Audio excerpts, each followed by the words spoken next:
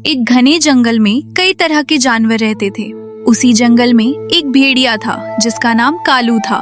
कालू बहुत चालाक और ढोंगी था। वह अपनी चालाकी से दूसरे जानवरों को बेवकूफ बनाकर अपना पेट भरता था।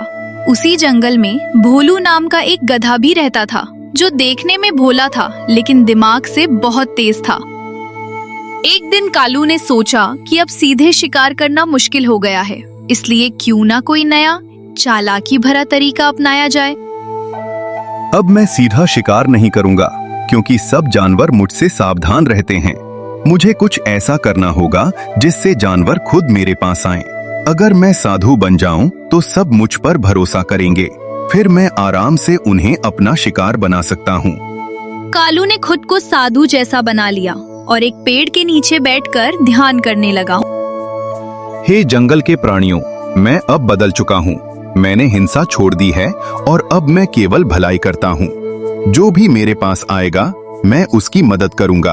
तुम सब निडर होकर मेरे पास आ सकते हो।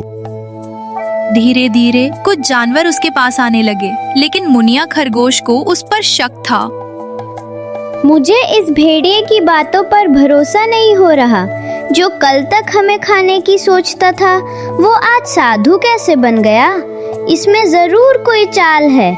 हमें सावधान रहना होगा और दूसरों को भी चेताना होगा। मुनिया ने ये बात भोलू गधे को बताई। तुम सही कह रही हो मुनिया, ये भेड़िया इतना जल्दी नहीं बदल सकता। मुझे लगता है ये कोई बड़ी चाल चल रहा है। हमें इसे रंगे हाथ पकड़ना होगा, तभी बाकी जानवरों को सच्चाई समझ आएगी। भोलू ने एक योजना बनाई और वो कालू के पास पहुंचा। हे महात्मा जी, मैंने सुना है कि आप बहुत ज्ञानी हैं। मैं बहुत परेशान हूँ और आपकी मदद चाहता हूँ। कृपया मुझे सही रास्ता दिखाइए। मैं आपकी शरण में आया हूँ। वाह, आज तो खुद शिकार मेरे पास चलकर आया है। अब मुझे बस सही समय का इंतजार करना है। मैं इसे अपने जाल में फंसा लूंगा, फिर आराम से इसका शिकार करूंगा। बेटा चिंता मत करो, मैं तुम्हारी हर समस्या का समाधान करूंगा। तुम मेरे पास रोज आओ और सेवा करो। धीरे धीरे तुम्हारी सारी परेशानियां दूर हो जाएंगी। मैं तुम्हें सही मार्ग दिखाऊंगा। भोलू समझ गया कि भेड़िया उसे फंसाने की कोशिश कर रहा है। ठीक है महात्मा जी, मैं रोज आपकी सेवा करूंगा। लेकिन क्या आप मुझे कोई खास मंत्र सिखा सकते हैं जिससे मैं ताकतवर और सुरक्षित बन जाऊं, ताकि कोई मुझे नुकसान न पहुंचा सके। कालू को लगा कि अब भोलू पूरी तरह उसके जाल में फंस चुका है। हाँ, मैं तुम्हें एक खास मंत्र सिखाऊंगा, लेकिन उसके लिए तुम्हें रात में अकेले मेरे पास आना होगा। तभी मंत्र का असर होगा और तुम्हें किसी को बताना नहीं है।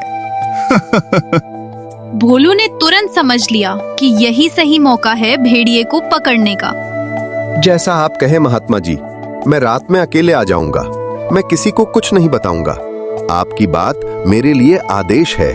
मैं पूरी श्रद्धा से आपका पालन करूंगा। लेकिन भोलू ने चुपके से सभी जानवरों को सच्चाई बता दी और उन्हें रात में छिपकर देखने के लिए बुलाया। रात होते ही भोलू वहां पहुंचा और बाकी जानवर झाड़ियों में छिप गए। अब कोई नहीं है यहाँ। अब मैं आराम से इसका शिकार कर सकता हूँ। आज तो मुझे बढ़िया भोजन मिलने वाला है।